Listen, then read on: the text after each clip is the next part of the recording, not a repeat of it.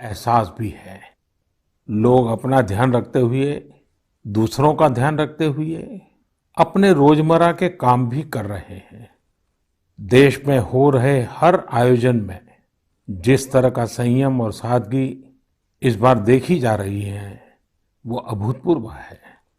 गणेशोत्सव भी कहीं ऑनलाइन मनाया जा रहा है, तो ज्यादातर जगहों पर इस बार इको फ्रेंडली गणेश जी की प्रतिमा स्थापित की गई है। साथियों, हम बहुत बारीकी से अगर देखेंगे तो एक बात अवश्य हमारे ध्यान में आएगी। हमारे पर्व और पर्यावरण, इन दोनों के बीच एक बहुत गहरा नाता रहा है। जहां एक और हमारे पर्वों में पर्यावरण और प्रकृति के साथ सहजीवन का संदेश छिपा होता है, तो दूसरी ओर कई सारे पर्व प्रकृति की रक्षा के लिए ही मनाए जाते हैं। जैसे बिहार के पश्चिमी चंपारण में सदियों से थारू आदिवासी समाज के लोग 60 घंटे के लॉकडाउन, या उनके ही शब्द, सदियों से थारू आदिवासी समाज के लोग 60 घंटे के लॉकडाउन, या उनके ही शब्दों में कहें तो 60 घंटे के बरना का पालन करते हैं। प्रकृति की रक्षा के लिए बरना को थारू समाज ने अपनी परंपरा का हिस्सा बना लिया है और सदियों से बनाया है। इस दौरान न कोई गांव में आता है, न ही कोई अपने घरों से बाहर निकलता है। और लोग मानते हैं कि अगर वो बाहर निकले या कोई बाहर से आया, तो उनके आने जाने से लोगों की रोजमर्रा की गतिविधियों से नए पेड़ पौधों को नुकसान हो सकता है। बरना की शुरुआत में भव्य तरीके से हमारे आदिवासी भाई बहन पूजा पाठ करते हैं और उसकी समाप्ति पर आदिवासी परंपरा के गीत, संगीत, नृत्य जम करके उसके कार्यक्रम भी होते हैं। साथियों, इन दिनों ओणम का पर्व भी धूमधाम से मनाया जा रहा है। ये पर्व चिनगम महीने में आता है। इस दौरान लोग कुछ नया खरीदते हैं, अपने घरों को सजाते हैं, पुक्कलम बनाते हैं, ओणम सादिया का आनंद लेते हैं। तरह तरह के खेल और प्रतियोगिताएं भी होती हैं। ओणम की धूम तो आज दूर सुदूर विदेशों तक पहुंची हुई है। अमेरिका हो, यूरोप हो या खाड़ी देश हो, ओणम का उल्लास आपको हर कहीं मिल जाएगा। ओणम एक इंटरनेशनल फेस्टिवल बनता जा रहा है। साथियों, ओणम हमारी कृषि से जुड़ा हुआ पर्व है। ये हमारी ग्रामीण अर्थव्यवस्था के लिए भी एक नई शुरुआत का समय होता है। किसानों की शक्ति से ही तो हमारा जीवन, हमारा समाज चलता है। हमारे पर्व किसानों के परिश्रम से ही रंग बिरंगे बनते हैं। हमारे अन्नदाता को, किसानों की जीवनदायिनी शक्ति को वेदों में भी बहुत गौरवपूर्ण रूप से नमन किया गया है। ऋग्वेद में मंत्र है, अन्नानाम पतये नमः, अन्नानाम पतये नमः, क्षेत्राणाम पतये नमः। अर्थात अन्नदाता को नमन है, किसान को नमन है। हमारे किसानों ने कोरोना के इस कठिन परिस्थितियों में भी अपनी ताकत को साबित किया है। हमारे देश में इस बार खरीफ की फसल की बुआई पिछले साल के मुकाबले 7% ज्यादा हुई है।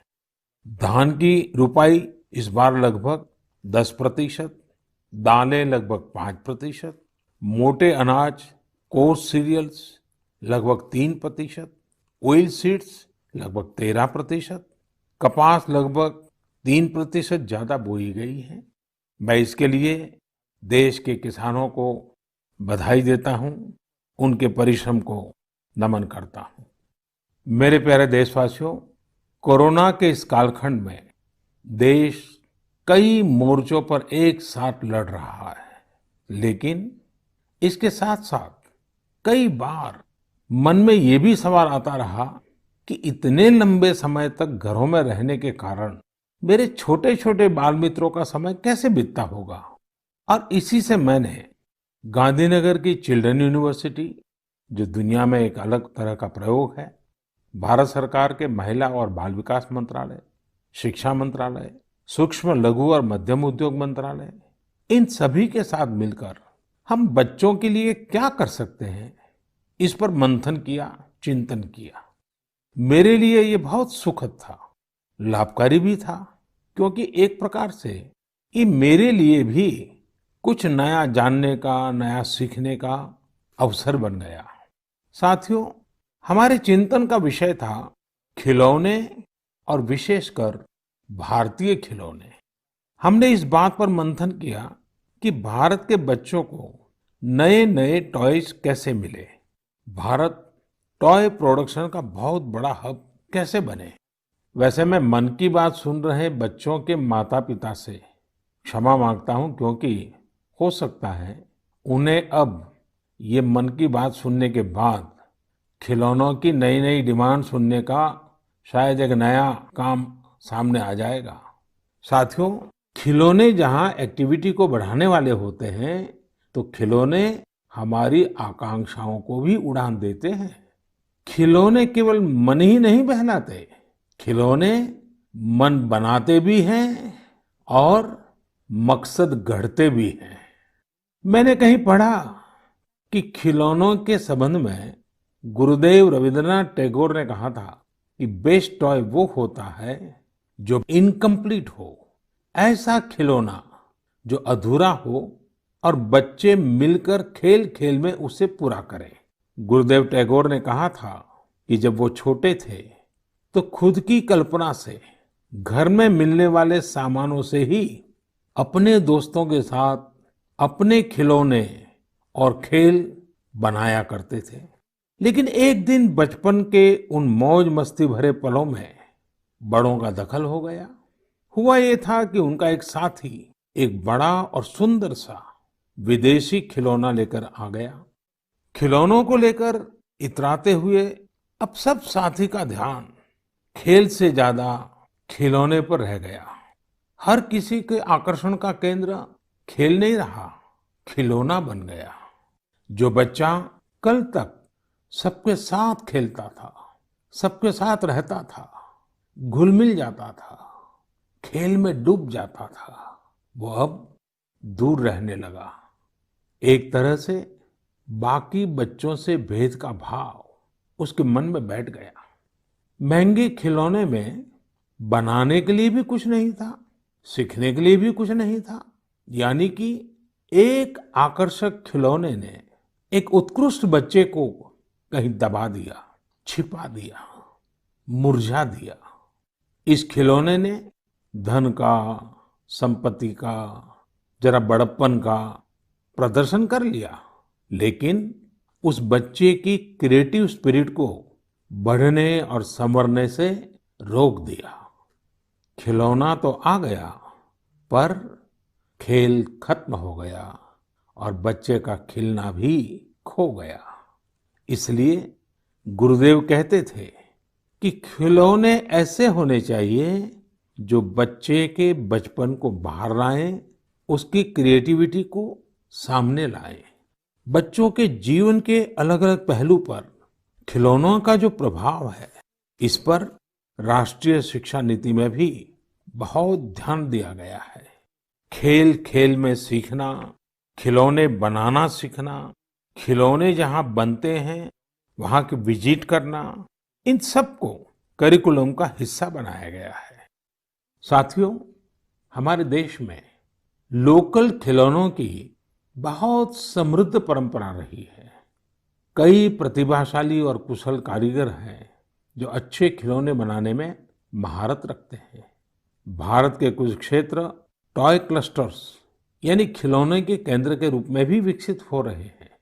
जैसे कर्नाटक के रामनगरम में चन्नापटना, आंध्र प्रदेश के कृष्णा में कोंडापल्ली, तमिलनाडु में तंजौर, असम में धुबरी, उत्तर प्रदेश का वाराणसी, कई ऐसे स्थान हैं, कई नाम गिना सकते हैं। आपको ये जानकर आश्चर्य होगा कि global toy industry 7 lakh crore रुपए से भी अधिक की है। 7 लाख करोड़ रुपयों का इतना बड़ा कारोबार लेकिन भारत का हिस्सा उसमें बहुत कम है। अब आप सोचिए कि जिस राष्ट्र के पास इतनी विरासत हो, परंपरा हो, विविधता हो, युवा आबादी हो, क्या खिलौनों के बाजार में उसकी हिस्सेदारी इतनी कम होनी हमें अच्छा लगेगा क्या? जी नहीं, ये सुनने के बाद आपको भी अच्छा नहीं लगेगा। देखिए साथियों, टॉय इंडस्ट्री बहुत व्यापक है।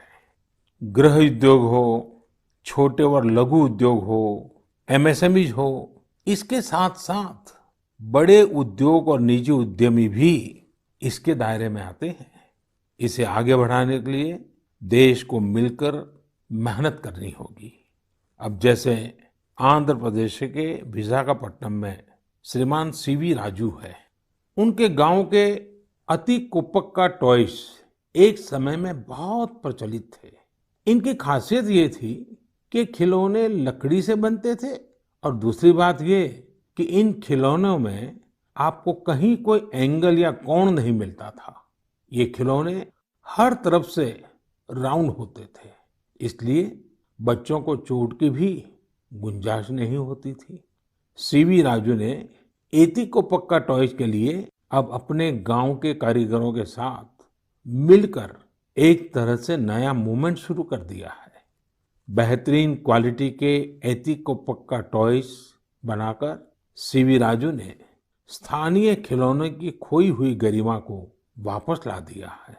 खिलौनों के साथ हम दो चीजें कर सकते हैं। अपने गौरवशाली अतीत को अपने जीवन में फिर से उतार सकते हैं और अपने स्वर्णिम भविष्य को भी संवार सकते हैं। मैं अपने स्टार्टअप मित्रों को, हमारे नए उद्यमियों से कहता हूँ, टीम अप फॉर टॉयज। आइए मिलकर खिलौने बनाएं। अब सभी के लिए लोकल खिलौनों के लिए वोकल होने का समय है। आइए हम अपने युवाओं के लिए कुछ नए प्रकार के अच्छी क्वालिटी वाले खिलौने बनाते हैं। खिलौना वो हो जिसकी मौजूदगी में बचपन खिले भी, खिलखिलाए भी। हम ऐसे खिलौने बनाएं जो पर्यावरण के भी अनुकूल हो। साथियों, इसी तरह अब कंप्यूटर और स्मार्टफोन के इस जमाने में कंप्यूटर गेम्स का भी बहुत ट्रेंड है। ये गेम्स बच्चे भी खेलते हैं, बड़े भी खेलते हैं, लेकिन इनमें भी जितने गेम्स होते हैं उनकी थीम्स भी अधिकतर बाहर की ही होती है। हमारे देश में इतने आइडियाज हैं, इतने कंसेप्ट्स हैं, बहुत समृद्ध हमारा इतिहास रहा है कि हाँ, हम उन पर गेम्स बना सकते हैं। मैं देश के युवा टैलेंट से कहता हूँ, आप भारत में भी गेम्स बनाइए और भारत के भी गेम्स बनाइए। कहा भी जाता है, लेट द गेम्स बिगिन। तो चलो खेल शुरू करते हैं। साथियों, आत्मनिर्भर भारत अभियान में वर्चुअल गेम्स हो, टॉयज का सेक्टर हो, सबने बहुत महत्वपूर्ण भूमिका निभानी है और ये अवसर भी है। जब आज से 100 वर्ष पहले असहयोग आंदोलन शुरू हुआ तो गांधी जी ने लिखा था कि असहयोग आंदोलन देशवासियों में आत्मसम्मान और अपनी शक्ति का बोध कराने का एक प्रयास है। आज जब हम देश को आत्मनिर्भर बनाने का प्रयास कर रहे हैं तो हमें पूरे आत्मविश्वास के साथ आगे बढ़ना है। हर क्षेत्र में देश को आत्मनिर्भर बनाना है। असहयोग आंदोलन के रूप में जो बीज बोया गया था उसे अब आत्मनिर्भर भारत के वटवृक्ष में परिवर्तित करना हम सबका दायित्व है। मेरे प्यारे देशवासियों, भारतीयों के इनोवेशन और सॉल्यूशन देने की क्षमता का लोहा हर कोई मानता है और जब समर्पण भाव हो, संवेदना हो, तो ये शक्ति असीम बन जाती है। इस महीने की शुरुआत में देश के युवाओं के सामने एक ऐप इनोवेशन चैलेंज रखा गया। इस आत्मनिर्भर भारत ऐप इनोवेशन चैलेंज में हमारे युवाओं ने बढ़ चढ़ करके हिस्सा लिया। करीब 7,000 एंट्रीज आई। उसमें भी करीब करीब 2/3 ऐप्स टियर 2 और टियर 3 शहरों के युवाओं ने बनाए हैं। ये आत्मनिर्भर भारत के लिए, देश के भविष्य के लिए बहुत शुभ संकेत है। आत्मनिर्भर ऐप इनोवेशन चैलेंज के रिजल्ट्स देखकर आप जरूर प्रभावित होंगे। काफी जांच परख के बाद अलग-अलग कैटेगरी में लगभग 2 दर्जन ऐप्स को अवार्ड भी दिए गए हैं। आप जरूर इन ऐप्स के बारे में जानें और उनसे जुड़ें। हो सकता है आप भी ऐसा कुछ बनाने के लिए प्रेरित हो जाएं। इनमें एक ऐप है कुटुकी किड्स लर्निंग ऐप। ये छोटे बच्चों के लिए ऐसा इंटरेक्टिव ऐप है जिसमें गानों और कहानियों के जरिए बात बात में ही बच्चे मैथ साइंस में बहुत कुछ सीख सकते हैं। इसमें एक्टिविटीज भी हैं, खेल भी हैं। इसी तरह एक माइक्रो ब्लॉगिंग प्लेटफॉर्म का भी ऐप है। इसका नाम है कू, KOO कू। इसमें हम अपनी मातृभाषा में टेक्स्ट, वीडियो और ऑडियो के जरिए अपनी बात रख सकते हैं, इंटरेक्ट कर सकते हैं। इसी तरह चिंगारी ऐप भी युवाओं के बीच काफी पॉपुलर हो रहा है। एक ऐप है आस्क सरकार। इसमें चैटबॉट के जरिए आप इंटरेक्ट कर सकते हैं और किसी भी सरकारी योजना के बारे में सही जानकारी हासिल कर सकते हैं, वो भी टेक्स्ट, ऑडियो और वीडियो तीनों तरीकों से। ये आपकी बड़ी मदद कर सकता है। एक और ऐप है स्टेप सेट गो। ये फिटनेस ऐप है। आप कितना चले, कितनी कैलोरीज बर्न की, ये सारा हिसाब ये ऐप रखता है और आपको फिट रहने के लिए मोटिवेट भी करता है। मैंने कुछ ही उदाहरण दिए हैं। कई और ऐप्स ने भी इस चैलेंज को जीता है। कई बिजनेस ऐप्स हैं, गेम्स के ऐप्स हैं, जैसे is equal to books and expense, Zoho workplace, FTC talent. आप इनके बारे में नेट पर सर्च करिए, आपको बहुत जानकारी मिलेगी। आप भी आगे आए, कुछ इनोवेट करें, कुछ इम्प्लीमेंट करें। आपके प्रयास आज के छोटे छोटे स्टार्टअप्स कल बड़ी बड़ी कंपनियों में बदलेंगे और दुनिया में भारत की पहचान बनेंगे। और आप ये मत भूलिए कि आज जो दुनिया में बहुत बड़ी बड़ी कंपनियां नजर आती है ना, वे भी कभी स्टार्टअप हुआ करती थी। प्रिय देशवासियों, हमारे यहाँ के बच्चे, हमारे विद्यार्थी अपनी पूरी क्षमता दिखा पाए, अपना सामर्थ्य दिखा पाए, इसमें बहुत बड़ी भूमिका न्यूट्रिशन की भी होती है, पोषण की भी होती है। पूरे देश में सितंबर महीने को पोषण माह, न्यूट्रिशन मंथ के रूप में मनाया जाएगा।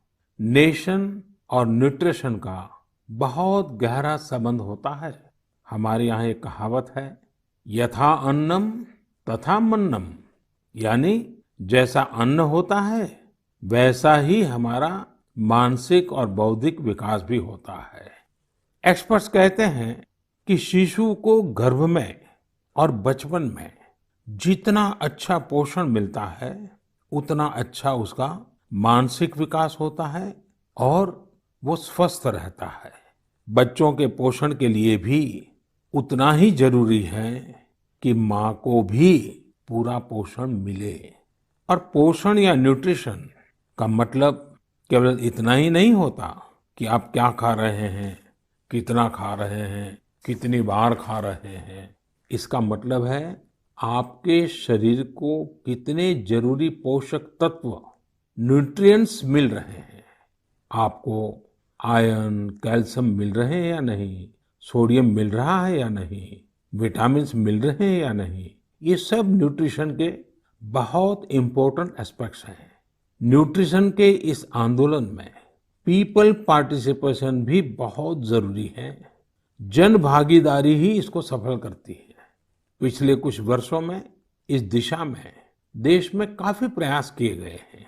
खासकर हमारे गांवों में इसे जन भागीदारी से जन आंदोलन बनाया जा रहा है। पोषण सप्ताह हो, पोषण माह हो, इनके माध्यम से ज्यादा जागरूकता पैदा की जा रही है।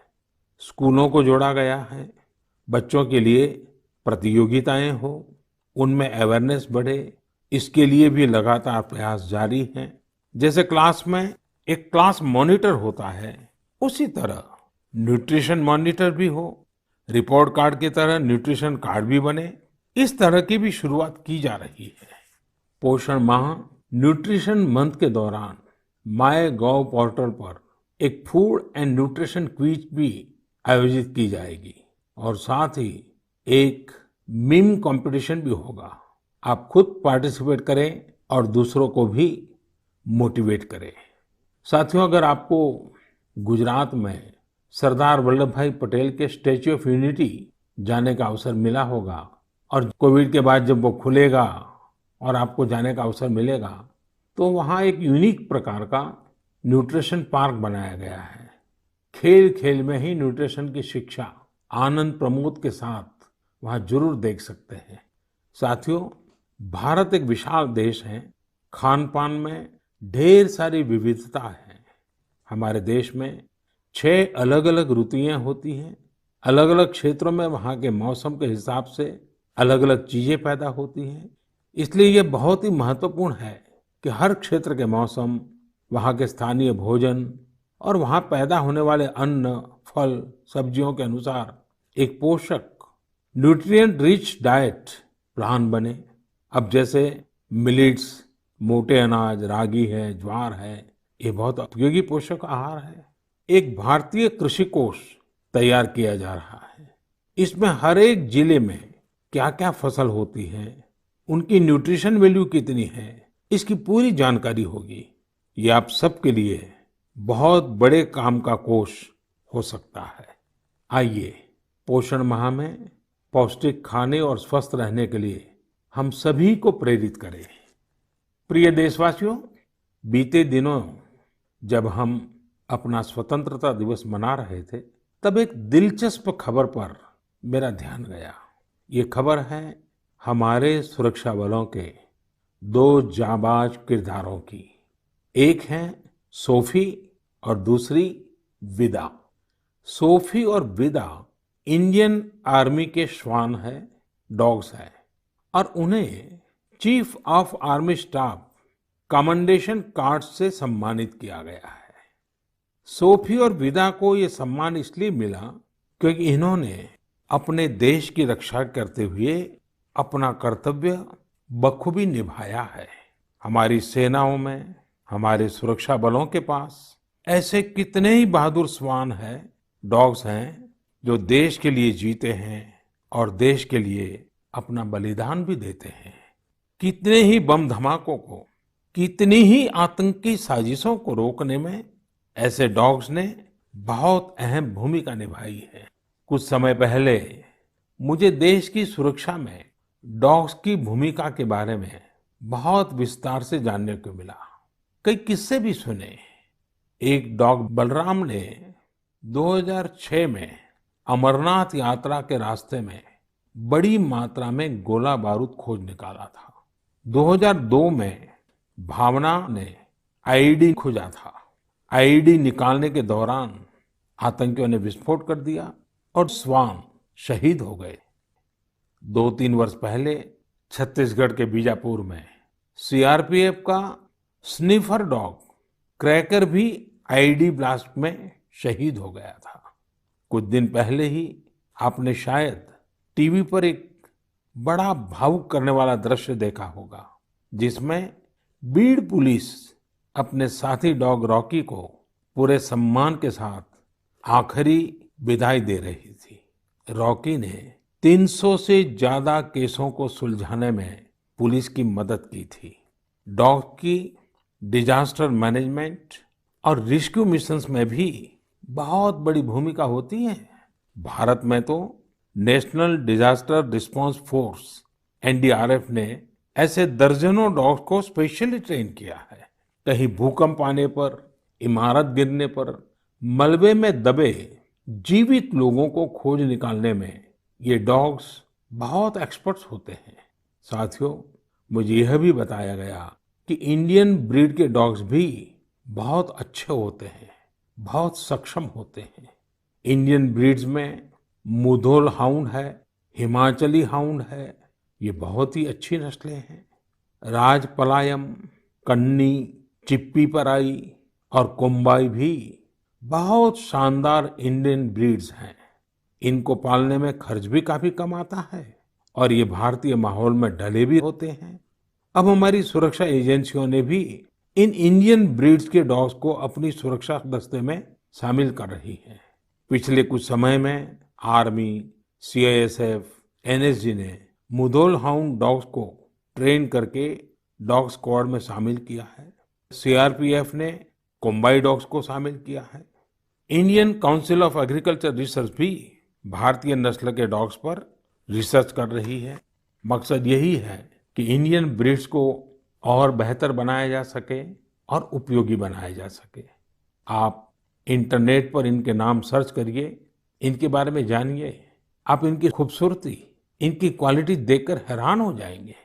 अगली बार जब भी आप डॉग पालने की सोचें, आप जरूर इनमें से ही किसी इंडियन ब्रीड के डॉग को घर लाएं। आत्मनिर्भर भारत जब जन मन का मंत्र बन ही रहा है, तो कोई भी क्षेत्र इससे पीछे कैसे छूट सकता है। मेरे प्रिय देशवासियों, कुछ दिनों बाद 5 सितंबर को हम शिक्षक दिवस मनाएंगे। हम सब जब अपने जीवन की सफलताओं को, अपनी जीवन यात्रा को देखते हैं, तो हमें अपने किसी न किसी शिक्षक की याद अवश्य आती है। तेजी से बदलते हुए समय और कोरोना के संकट काल में हमारे शिक्षकों के सामने भी समय के साथ बदलाव की एक चुनौती रख दी है। मुझे खुशी है कि हमारे शिक्षकों ने इस चुनौती को न केवल स्वीकार किया, बल्कि उसे अवसर में बदल भी दिया है। पढ़ाई में तकनीक का ज्यादा से ज्यादा उपयोग कैसे हो, नए तरीकों को कैसे अपनाएं, छात्रों को मदद कैसे करें, ये हमारे शिक्षकों ने सहजता से अपनाया है और अपने स्टूडेंट्स को भी सिखाया है। आज देश में हर जगह कुछ न कुछ इनोवेशन हो रहे हैं। शिक्षक और छात्र मिलकर कुछ नया कर रहे हैं। मुझे भरोसा है, जिस तरह देश में राष्ट्रीय शिक्षा नीति के जरिए एक बड़ा बदलाव होने जा रहा है, हमारे शिक्षक इसका भी लाभ छात्रों तक पहुंचाने में अहम भूमिका निभाएंगे। साथियों, और विशेषकर मेरे शिक्षक साथियों, वर्ष 2022 में हमारा देश स्वतंत्रता के 75 वर्ष का पर्व मनाएगा। स्वतंत्रता के पहले अनेक वर्षों तक हमारे देश में आजादी का जंग, उसका एक लंबा इतिहास रहा है।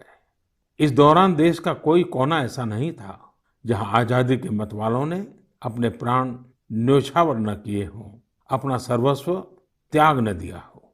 ये बहुत आवश्यक है कि हमारी आज की पीढ़ी, हमारे विद्यार्थी आजादी की जंग, हमारे देश के नायकों से परिचित रहे, उसे उतना ही महसूस करें। अपने जिले से, अपने क्षेत्र में आजादी के आंदोलन के समय क्या हुआ, कैसे हुआ, कौन शहीद हुआ, कौन कितने समय तक देश के लिए जेल में रहा, ये बातें हमारे विद्यार्थी जानेंगे तो उनके व्यक्तित्व में भी इसका प्रभाव दिखेगा। इसके लिए बहुत से काम किए जा सकते हैं, जिसमें हमारे शिक्षकों का बड़ा दायित्व है। जैसे आप जिस जिले में हैं, वहाँ शताब्दियों तक जो आजादी का जंग चला, उन आजादी के जंग में वहाँ कोई घटनाएं घटी है क्या, इसे लेकर विद्यार्थियों से रिसर्च करवाई जा सकती है। उसे स्कूल के हस्तलिखित अंक के रूप में तैयार किया जा सकता है। आपके शहर में स्वतंत्रता आंदोलन से जुड़ा कोई स्थान हो तो छात्र छात्राओं को वहां ले जा सकते हैं। किसी स्कूल के विद्यार्थी ठान सकते हैं कि वो आजादी के 75 वर्ष में अपने क्षेत्र के आजादी के 75 नायकों पर कविताएं लिखेंगे, नाट्य कथाएं लिखेंगे। आपके प्रयास देश के हजारों लाखों अनसंग हीरोज को सामने लाएंगे, जो देश के लिए जिए, जो देश के लिए खप गए, जिनके नाम समय के साथ विस्मृत हो गए। ऐसे महान व्यक्तित्वों को अगर हम सामने लाएंगे, आजादी के 75 वर्ष में उन्हें याद करेंगे, तो उनको सच्ची श्रद्धांजलि होगी। और जब 5 सितंबर को शिक्षक दिवस मना रहे हैं, तब मैं मेरे शिक्षक साथियों से जरूर आग्रह करूंगा कि वे इसके लिए एक माहौल बनाएं, सबको जोड़ें और सब मिलकर के जुट जाएं। मेरे प्रिय देशवासियों, देश आज जिस विकास यात्रा पर चल रहा है, इसकी सफलता सुखद तभी होगी जब हर एक देशवासी इसमें शामिल हो, इस यात्रा का यात्री हो। इस पथ का पथिक हो। इसलिए ये जरूरी है कि हर एक देशवासी स्वस्थ रहे, सुखी रहे और हम मिल करके कोरोना को पूरी तरह से हराएं।